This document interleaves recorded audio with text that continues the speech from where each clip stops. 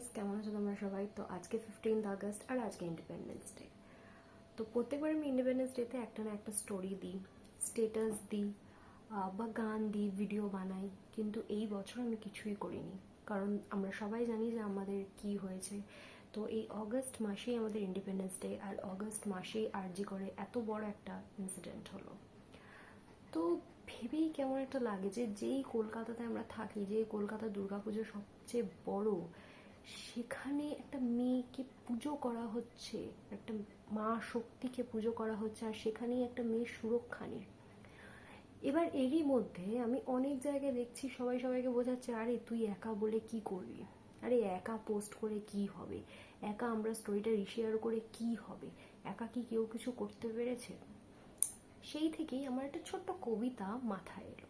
আমি এই কবিতাটা নিজে লিখেছি, তো চাইছিলাম যে তোমাদের সবার সাথে শেয়ার করি।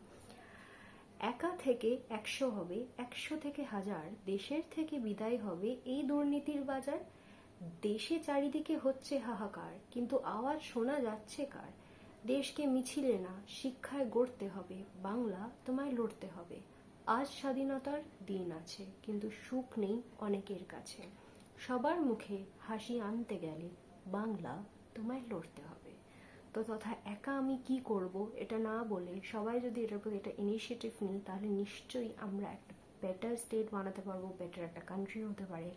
তো আমরা সবাই চলো এক এক করে স্টেপ নিই, আর এই মিছিল না করে সবাইকে এডুকেট করি, যাতে সবার প্রতি এই অ্যাওয়ারনেসটা থাকে।